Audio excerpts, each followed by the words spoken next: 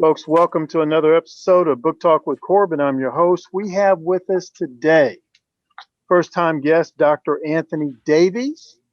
It is going to be, hold on to your seats, it's going to be a good interview because we are going to discuss an article here called Politicians Turn Problems into Power. And folks, let me tell you something. This is an article you got to read for yourself. This brother does have a personal website, anthonydavies.org. Is that correct, Doctor? AntonyDavies.org, no H. Yep. Okay. And you got to go there. You'll see some educational videos there. Good stuff. And let me say a little bit more here about Dr. Davies. He is a Milton Friedman Distinguished Fellow at the Foundation for Economic Education and Associate Professor of Economics. And he's also the co-author of a book that just come out, Cooperation and Coercion. That's a fantastic book that you definitely want to get. I haven't had the chance to read it yet. I am going to read it and then do a review on my podcast about it later. And he also does his own podcast, Words and Numbers. Doctor, is that on Spotify or? It's everywhere. All the major podcast players. Okay, and folks, Words and Numbers. The name of that podcast again is Words and Numbers. Brother, let's go. We don't have much time. We have about 10, 12 minutes. That's the way we do most of my interviews here. And I wanted to talk to you about this article, Politicians Turn Problems into Power. Let me quote the first paragraph here. Congress is now poised to pass a $1.9 trillion stimulus package. This is following the $900 billion COVID relief deal in December, which followed the $2 trillion stimulus package in March. In total, the federal government has pumped $4.8 million into the economy over the past 11 months. And this was published in March of 2021. That's quite a bit of money. It's about $4.8 trillion. I get that number right, Doc? That's right, 4.8 trillion. 4.8 trillion, folks. Now, let me continue quoting from this article. I'm going to jump ahead a few sentences here. Adjusted for inflation, we have spent 20% more the United States spent on World War II. And the United States was involved in that war for about 4 years. On a dollars spent per month basis over the past 11 months, the federal government spent at a rate that is adjusted for inflation 5 times its rate of spending during World War II, end quote. Doc, why did you emphasize that? Why did you paint a picture like that for us? Well, I think we hear politicians talk about billions and trillions, and people don't realize how large those numbers are.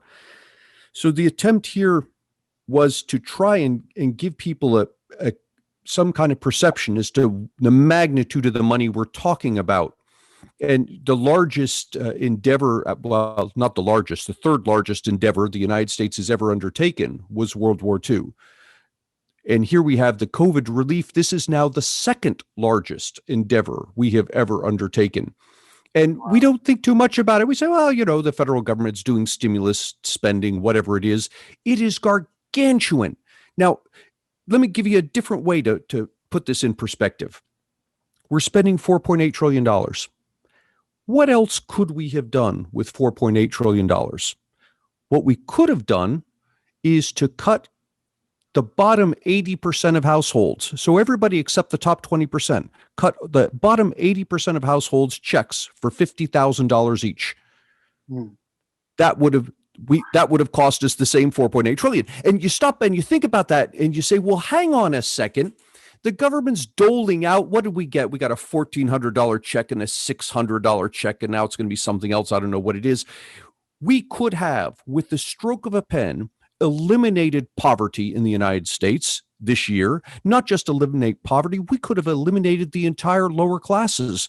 The poorest American would have been solidly middle class. That's what we could have done for the 4.8 trillion we spent. Now, where did it go? Well, it went lots of places, but most of those places was not into people's pockets. It went to businesses and special interests and the cronies and whatever it is. Why? because politicians are looking not to solve our problems, but to solve their problem. And their problem is to get reelected. And how do they do that? Well, one is to stand up in front of the cameras and say, I'm working hard to fix this problem for you. And the other is to get campaign donations, support from moneyed, influential people. And that's where the cronies come in. And that's where the money went. $50,000 per family. You could have Yep. gone to 80% of the U.S. Yep. population. Yep. Brother. And when I did the math, and I write it in the article, I said, if you aren't boiling mad, you don't understand what's going on here, because I was boiling mad when I finally did the math on this. Right. 50,000. Amazing. But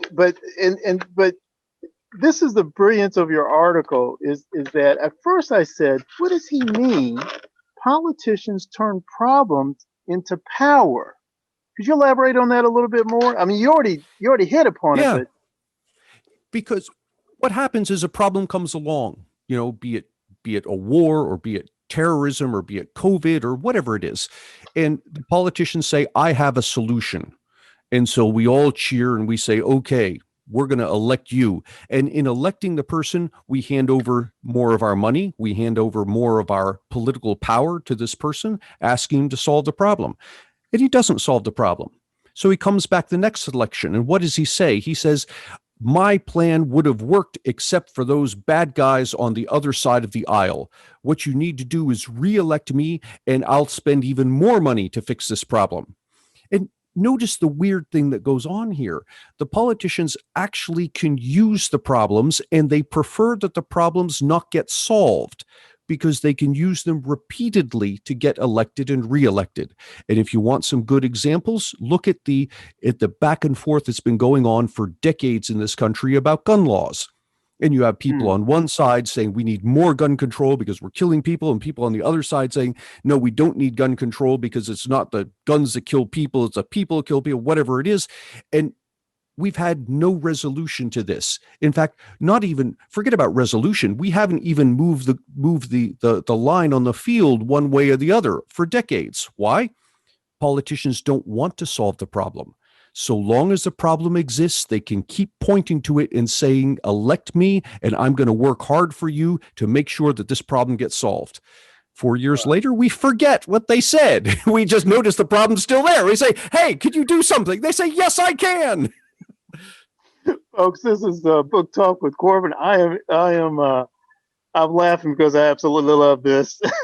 I'm speaking with Dr. Antony Davies. Davies, Dr. Anthony. He has his own podcast. Let me give you the name of that: Words and Numbers, and it's everywhere and anywhere. Yes, sir, it is.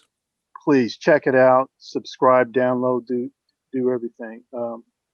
This is a very powerful intellectual here, brother. I'm gonna quote, and this is still part of the article, but you said here in the article, war and poverty began in 1965. The total amount spent since that time was on war and poverty programs, $23 million. Here's a direct quote from the article. If instead of spending $23 trillion constructing and feeding over 100 poverty programs for more than 50 years, what if the federal government had simply cut people checks? What would have happened? Could you talk to me a little bit about that? That's $23 trillion. And you do all the appropriate inflation adjustments. And what it boils down to is, for the past 55 years, we could have been cutting every household in the bottom 20% a check for $10,000 a year. $10,000 a year, we would have eliminated poverty. We could have lived the past half century with zero poverty in this country. And yet, what happened? Poverty has remained since the war on poverty began. It's remained about 10%. It fluctuates a bit, plus or minus 3%, but it's neither trending up nor trending down. It's just pretty much this constant 10%. And we continue to spend money on these hundreds of poverty programs. The poverty doesn't go away, but for the same amount of money, we could have completely eliminated it. Now, you're talking about direct payments? Direct payments to the poor. Now, why didn't we do that? Because when the politicians make direct payments to the poor, they don't gain political power and influence to themselves. The way they gain political power and influence to themselves is by increasing the size of government, increasing the reach of government. And so we have over 100 programs in this country that independently attempt to address different issues with poverty, be it food or healthcare, income assistance, or whatever it is, when all they had to do was cut a check to each household for $10,000, and that would have been it. Has been it. Wow. Brother, we only got a couple of more minutes left. And I don't want to go too far off base, but what are some of your thoughts about this recent national discussion about increasing the minimum wage to $15 an hour? Isn't that a direct payment? It's not. It's different than a direct payment. It's different from direct payment in the sense that the government is pointing to employers and saying you must pay your workers $15 an hour. And here's where it gets different. The employer can look around, which is what he's going to do. He's going to look at his employees and he's going to say, who here's worth $15 an hour? The people who are worth $15 an hour, well, they'll get $15 an hour. The ones who aren't, they're going to get laid off. And with the money the employer saves from laying those people off, that's where he gets the money to pay the $15 an hour to the rest. And so politicians present minimum wage as a battle between the worker and the employer, and the government's going to step in on the side of the worker. And that's not it at all. It's a battle between the higher skilled, higher educated, higher experienced workers and the lower skilled, lower educated, lower experienced workers. And what's happening here is the government stepping in on the side of the workers who have the better experience, the better education, to the detriment of the very workers that we're concerned about. And sometimes when you say to the detriment of those workers we're truly or should be concerned about, you're talking about like young people, aren't you? Like people don't have much. It's young people, even more than that. It's specifically young people who come from poor households. The young people who come from middle-class households will tend to already have a leg up. Their parents they'll know people who have businesses who are looking for some help, or these are kids who are on the way to college, or maybe they're already in college, and so they're more attractive to employers.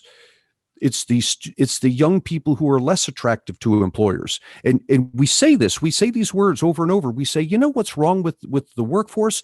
That you can't get a job without experience, but you can't get experience without a job. It's the catch-22. The minimum wage is what contributes to that. It's the first step into the door. If I can't get my foot in the door and get some experience, I can't start moving up that ladder to earn more in the future. And the minimum wage prevents me from doing that by saying, okay, go out and look for a job. But you know what? If you can't find someone willing to pay you $15 an hour, you're not allowed to work. Wow. Folks, we're gonna conclude with that. Let me reiterate some things here. This is Book Talk with Corbin. I'm your host. We just spent a powerful few minutes with Dr. Antony Davies. He's the co-author of a book that's just come out, Cooperation and Coercion. Get that book. I'm sure you can get that on Amazon, can't you, Doctor? Yes, sir, you can. Yeah. Please go to Amazon and get that. And also, please, wherever you get your podcast, tune into his podcast, Words and Numbers. Please do that, folks.